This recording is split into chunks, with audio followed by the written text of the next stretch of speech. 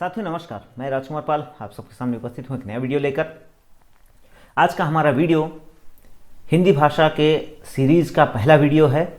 इस सीरीज़ में, इस श्रृंखला में आपको हिंदी भाषा से संबंधित सामान्य जानकारियाँ, परिभाषाएं इत्यादि देखने को मिलेंगी, जिनका प्रयोग विद्यालय स्तर से लेकर उच्च स्तर तक आवश्यकता अनुसार किया जा सकता है। उम्मीद है आपको हमारा यह प्रयास जो है वो पसंद आएगा। और एक निवेदन कि यदि अभी तक आपने हमारे चैनल को सब्सक्राइब न किया हो तो कृपया इसे सब्सक्राइब कर दें, वीडियो को लाइक, शेयर और इस पर कमेंट करना ना भूलें।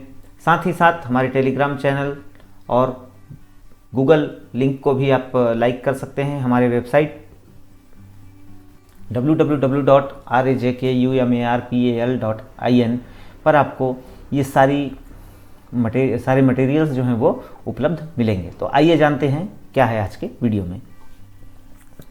साथियों, आज हम चर्चा करने वाले हैं लिपि के संदर्भ में। तो जैसा आप सभी को ही जानते हैं, सभी को पता है कि भाषा मनुष्य समुदाय के मध्य परस्पर विचार विनिमय का सशक्त एवं विश्वसनीय माध्यम है। भाषा मनुष्य के व्यक्तित्व निर्माण में सहायक होने के साथ साथ उसकी सामाजिक, सांस्कृतिक और आध्यात्मिक अस्मिता का भी प्रतीक है। मनुष्य के विचारों की अभिव्यक्ति का माध्यम है भाषा। इस भाषा को किन्हीं निर्धारित प्रतीक चिन्हों के माध्यम से, कुछ प्रतीकों के माध्यम से लिखित रूप में दर्शाना ही लिपि कहलाता है। हम बात करते हैं देवनागरी लिपि की, तो हम उससे पहले परिभाषा पर ध्यान देंगे। और परिभाषा जो है वो देवनागरी लिपि तथा हिंदी वर्तनी का मानकीकरण पुस्तिका जो केंद्रीय हिंदी निर्देशालय, उच्चतर शिक्षा विभाग, मानव संसाधन विकास मंत्रालय, भारत सरकार द्वारा प्रकाशित है, उसमें दी गई परिभाषा के अनुसार भाषा के उच्चरित रूप को निर्धारित प्रतीक चिन्हों के माध्यम से लिखित रूप देने का माध्यम ही लिपि है। अर्थात किसी भी भाषा को लिखने का ढंग लिपि कहलाता है। किसी भाषा को हम किस ढंग से लिखते हैं, किन प्रतीक चिन्हों के माध्यम से लिखते हैं, किस प्रकार के आकृतियों का प्रयोग करते हैं लिखने में, वही आकृतियां जो हैं वो लिपि कहलाती हैं। दूसरे शब्दों में हम कहें तो मनुष्य के द्वारा अपने भावों, विचारों, अनुभवों को संप्रेषित करने का दृश्य माध्यम ही लिपि है। विश्व में अनेक भाषाएं बोली जाती हैं। इनमें से अधिकतर भाषाओं की अपनी लिपि है, जैसे अंग्रेजी भाषा की रोमन लिपि, जापानी भाषा की जापानी लिपि। भारतीय परिप्रेक्ष्य में यदि बात हम करें तो भारत में भी अनेक लिपियां प्रचलित हैं। यहाँ पर बांग्ला, तमिल, तेलुगु, मलयालम, गुजराती आदि भाषाओं की अपनी अपनी लिपियां हैं। प्रारंभ में केवल संस्कृत भाषा के लिए देवनागरी लिपि का प्रयोग होता था। वर्तमान परिप्रेक्ष्य में देवनागरी लिपि का प्रयोग संस्कृत के अतिरिक्त हिंदी, मराठी, नेपाली, कोंकणी, डोगरी आदि कई भाषाओं को लिपिबद्ध करने में होता है। प्रारंभिक समय में, ऐतिहासिक काल में जो है देवनागरी लिपि का प्रयोग केवल संस्कृत भाषा के लिए होता था, लेकिन वर्तमान परिप्रेक्ष्य में देवनागरी लिपि का प्रयोग संस्कृत के साथ साथ, संस्कृत के अतिरिक्त हिंदी, मराठी, नेपाली, कोंकणी, डोगरी आदि कई भाषाओं को लिपिबद्ध करने में भी होता है। इन भाषाओं को लिखने के लिए भी देवनागरी लिपि का प्रयोग किया जाता है। हम चर्चा करें देवनागरी लिपि के विकास की, तो देवनागरी लिपि का विकास जो है वो ब्राह्मी लिपि से माना जाता है। ब्राह्मी लिपि के नमूने ईसा पूर्व 500 वर्ष से प्राप्त हुए हैं। 350 ईस्वी तक इसका यही स्वरूप प्रचलित रहा है। कालांतर में यह उत्तरी दक्षिणी शैली के रूप में विकसित हुई। उत्तरी शैली से देवनागरी, बांग्ला, गुरुमुखी आदि लिपियों तथा दक्षिणी शैली से कन्नड़, तमिल, तेलुगु, मलयालम आदि लिपियों का विकास हुआ। ऐसा माना जाता है कि ब्राह्मी लिपि के द्वारा ही देवनागरी लिपि का विकास हुआ। ब्राह्मी लिपि से ही देवनागरी लिपि का विकास हुआ, अर्थात जो देवनागरी लिपि विकसित हुई वो उसका मूल जो है वो ब्राह्मी लिपि में है। और कालांतर में ये जो लिपि है वो दो भागों में बट गई, दो शैलियों में विकसित हुई, दो शैलियों के रूप में विकसित हुई। अब वो दो शैलियां जो हैं वो कौन कौन सी हैं? वे दो शैलियां हैं उत्तरी और दक्षिणी शैलियां।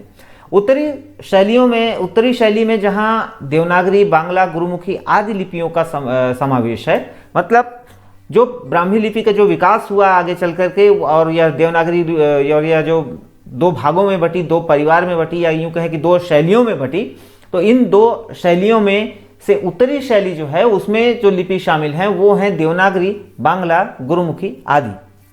वहीं यदि हम दक्षिणी शैली की बात करें तो दक्षिणी शैली से कन्नड़, तमिल, तेलुगु, मलयालम आदि लिपियों का विकास हुआ। तो मोटा मोटा ऐसे हम सामान्य तौर पर इस प्रकार समझ सकते हैं कि ब्राह्मी लिपि का विकास जो है वो दो शैलियों में हुआ, उत्तरी शैली और दक्षिणी शैली। उत्तरी शैली में देवनागरी, बांग्ला, गुरुमुखी इत्यादि लिपियां हैं और दक्षिणी शैली में कन्नड़, तमिल, तेलुगु, मलयालम आदि लिपियां हैं। उत्तरी लिपियों में देवनागरी लिपि का विकास जो है वो विशेष रूप से उल्लेखनीय है। इसका प्रारंभ 1000 ईसा पूर्व से माना जाता है। देवनागरी लिपि निरंतर विकसित होते हुए वर्तमान में एक समृद्ध लिपि के रूप में प्रसिद्ध है। विद्वानों के अनुसार देवनागरी लिपि विश्व की सर्वाधिक वैज्ञानिक लिपि है। ऐसा कहा भी जाता है कि हिंदी भाषा एक ऐसी भाषा है जिसको जैसा पढ़ा जाता है वैसा ही लिखा जाता है और वैसा ही उच्चारण किया जाता है। तो इस दृष्टिकोण से भी देवनागरी लिपि विश्व की सर्वाधिक वैज्ञानिक लिपि के रूप में जानी जाती है। यदि हम देवनागरी लिपि के वर्तमान स्वरूप की चर्चा करें तो देवनागरी लिपि में भारत की 12 भाषाएं लिखी जाती हैं। वर्तमान स्थिति यह है कि देवनागरी लिपि में भारत की 12 भाषाएं लिखी जाती हैं। इतना विस्तृत और बृहद आकार का हमारा देवनागरी लिपि है। सन 2011 की जनगणना पर ध्यान दें तो भारत में प्रमुख भाषाओं की कुल संख्या 122 तथा अन्य भाषाओं की संख्या जो है वो 544 है। इन सभी भाषाओं को कुछ परिवारों में वर्गीकृत किया गया है। इन सभी भाषाओं को कुछ परिवारों में वर्गीकृत किया गया है जिनको हम भारोपीय, द्रविड़, ऑस्ट्रो एशियाटिक और चीनी तिब्बती परिवारों के रूप में जानते हैं।